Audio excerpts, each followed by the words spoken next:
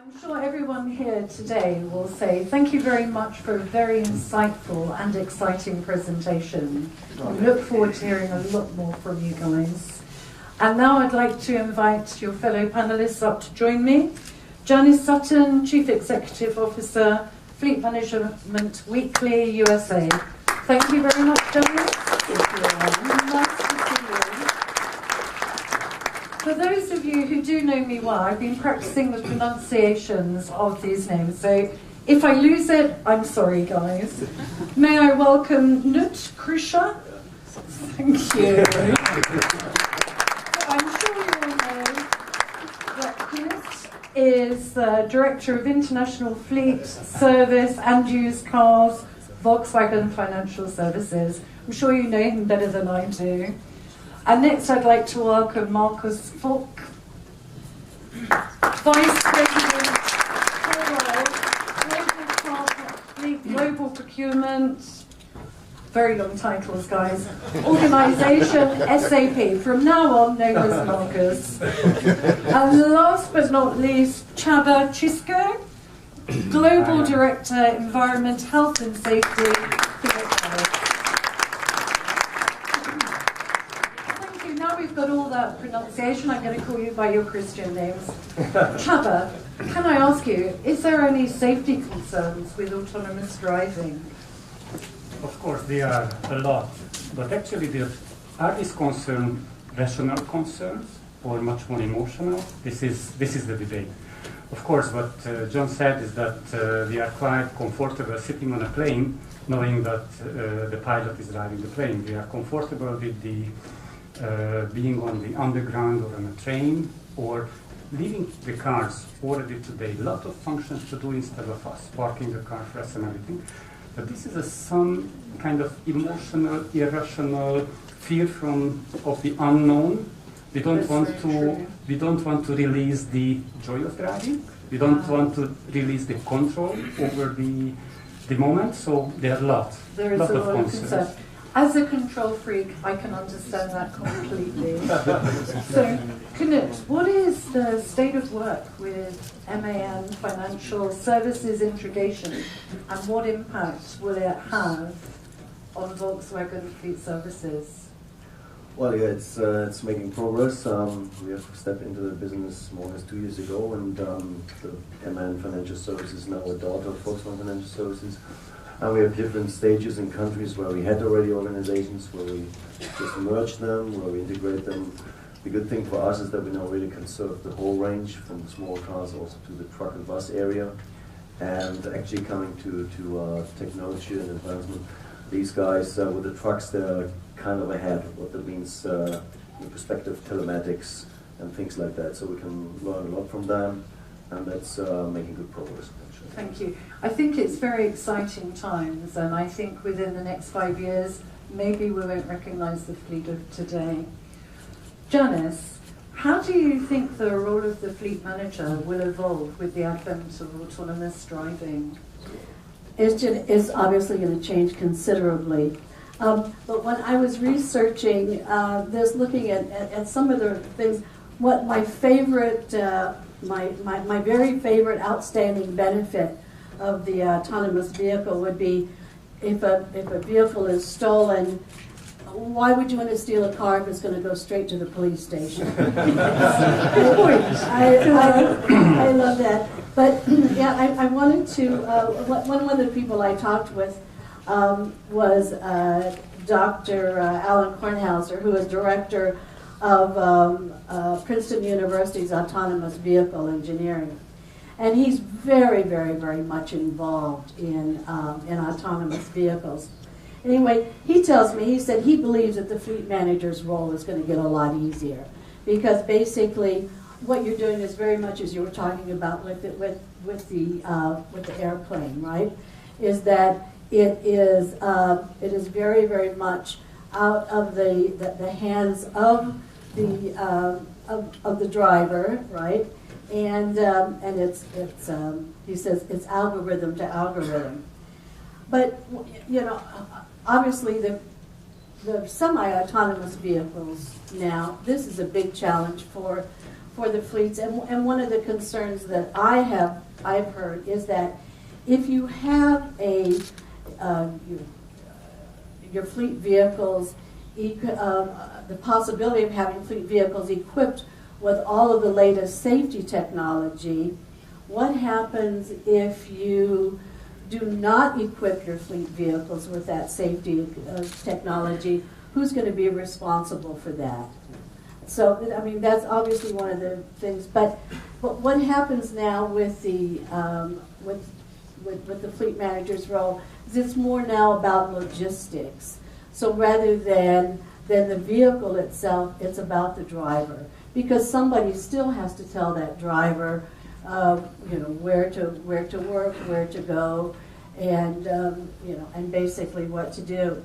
But the fleet manager is going to need to understand the asset, and the fleet manager is going to need to understand the data that comes from the asset. And of course, clearly, that's one of the things that everybody is grappling with now, is how to get their arms around big data. Which leads me into my question with Markus. As the manager of the car fleet of one of the largest software corporations, what is SAP doing in the field of connected car? Well, definitely we're in this space because our vision, and John, you showed your vision, our vision is that we have the world run better. So definitely we're also looking into this, and the first success that we have and the group about predictive analytics is in the agricultural and in the commercial vehicles. So the forklifts and all these vehicles that I don't control on customers. And so obviously then, as the fleet manager, also with 25,000 passenger cars, I have a big interest in this technology and be part of this. So as the development colleagues are interested in working with me, with almost 20 different OEMs in this fleet. So it would be great if we would have just one manufacturer and then we could read the data from them. So we have to find a way of the car communicating to our systems, cars communicating amongst each other, and testing and finding out where's this space that we can really add the value to the fleet. Brilliant. And the cars. Thank you. John, the progress made with the Model S in the luxury segment has been phenomenal. When will Tesla be a mainstream brand, and what needs to happen to make it become one? That's a great question. So one is the price has to be more affordable. Mm-hmm. And so the next step in our evolution to get to a mass market priced vehicle is absolutely essential to become quote unquote mainstream and to make e-mobility mainstream. I think what's happened in the luxury segment is maybe instructional in that. When we launched the company, we were convincing people that electric was viable.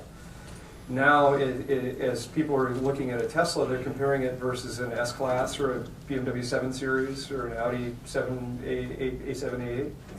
And so it's not now a question of electric. Now it's a question of how does this car stack up? And it stacks up very well. So it's taken the whole market acceptance, I think, to a different level, and we plan on seeing that happen again in this lower price segment that we'll be entering to make that more mainstream. Brilliant. We look forward to it, John. Csaba, what is the experience of accidents with autonomous driving so far? Let me start the answer with the normal driving, with the human driving cars. We know that 1.2 million people die on the road each year. We know that 97-98% of the injuries or the accident come from the human error. Mm-hmm. We are overestimating ourselves. Our minds and our eyes are not on the road. We are distracted, and we are distracted very easily. You see that when you drive the car, in a few minutes or seconds, you reach for your phone and you start typing messages, you start eating, you play with the radio, you do different things. So if you know that the software will not call the wife arguing about what to have for dinner, the software will not be distracted by any other. Are you answering emails? Yeah, by answering emails and all those things. So actually, the nature of the accidents, the root cause of the accidents will be eliminated 98%. So it comes back to the original, that the concern, that is it a kind of emotional, that we release the joy, or we want to be safer. This is like a big deal. And I think that switching on that I want to drive my car, or I let the car drive for me, will be a very good option. But coming back to the question, what is the experience? Fantastic. Brilliant. Fantastic.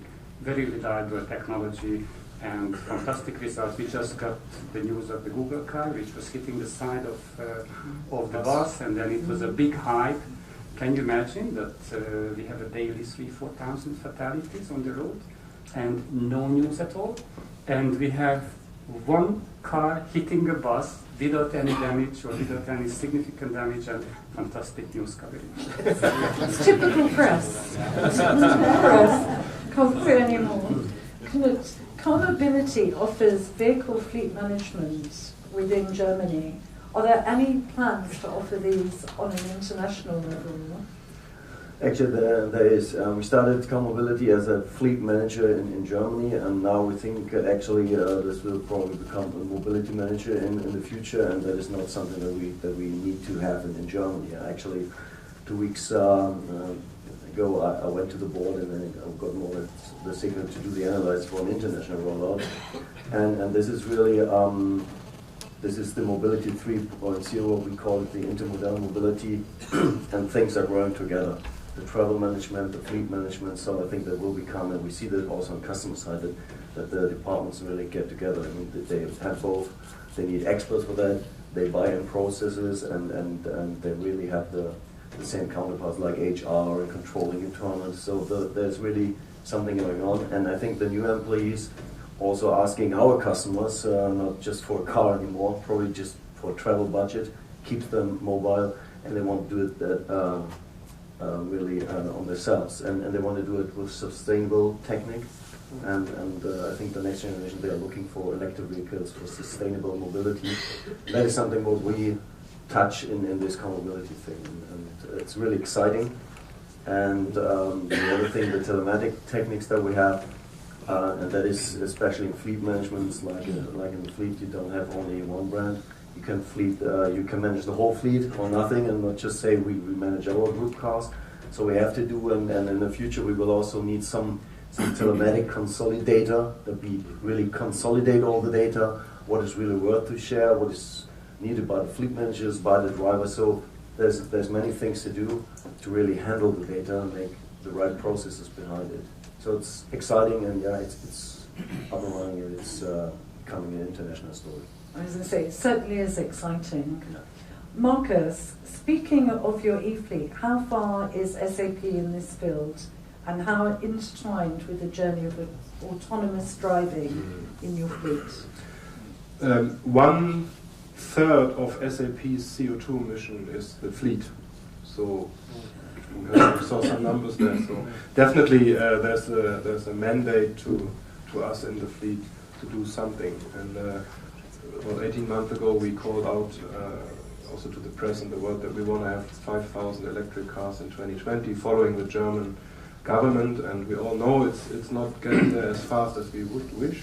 So at the moment, we run about 300 electric vehicles. Quite successful, around 70 in Germany as a proper used car, no pool car, but as the company car. So I think we really can do more, and we want to do more to achieve this goal. Brilliant. And it's a constant move. Fabulous. John, can you comment on the safety features that are clearly designed for your products? Yeah, I think we highlighted some in there, and we're building those safety features into each of our vehicles, really on a constant basis. And but I think most important is the software, as Csaba said. One statistic that just really stood out to me was that in 50% of car accidents, nobody hits the brakes, which means they were so distracted they ran into something before they could actually get to the brake pedal. And so the most important safety feature that we're building in is the software to avoid that. I was going to say, having driven a car that automatically brakes, it's amazing. Yeah, And once you've driven a car with it, you think, why doesn't every car have this on it? exactly. And they should and they will. Good. Yeah. It's good news for Yeah, all of us. it's good news for all of us. Yeah. Csaba, who is responsible for the safety of autonomous car if an accident appears? Is it the driver or the manufacturer? It's $1 million question, you know? Yes. And I'm sorry to ask you so directly. No easy answer to that. You know that in the autonomous cars there are different levels. The level 1, 2, 3, and 4. The first 3 levels when the human controls and supervise the action, it's not even a question. This is the man who is driving the car.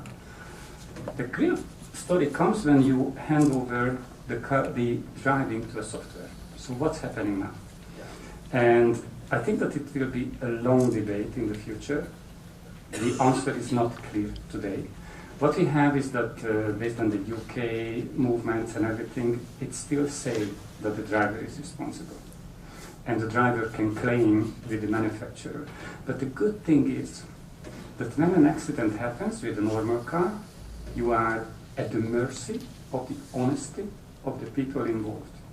It's true. I tell what I believe my truth, or my version of the truth. Mm-hmm.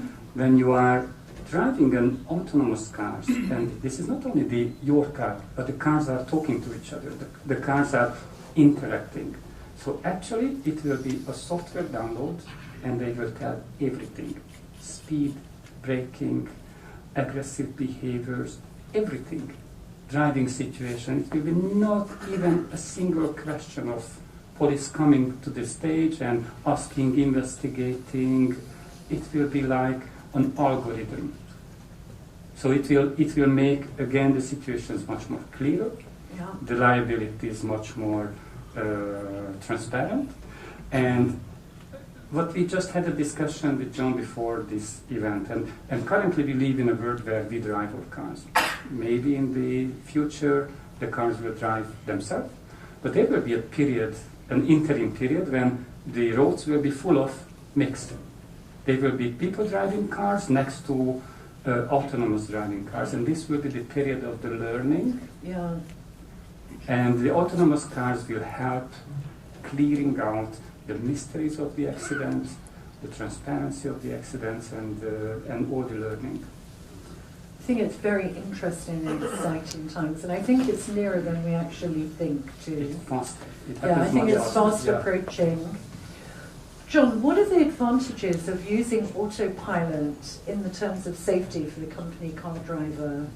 So I think it's a lack of distractions we've talked about. And I love cars, and I love that thrill of driving and the emotional aspects that Csaba was talking about. But I don't find any joy in commuting. I find joy in driving a car through the mountainside, through the countryside, but not in commuting. And so I think the first benefits we're going to see are in commutes and commercial driving routes. Yeah. And that's where the first benefits will come and are coming.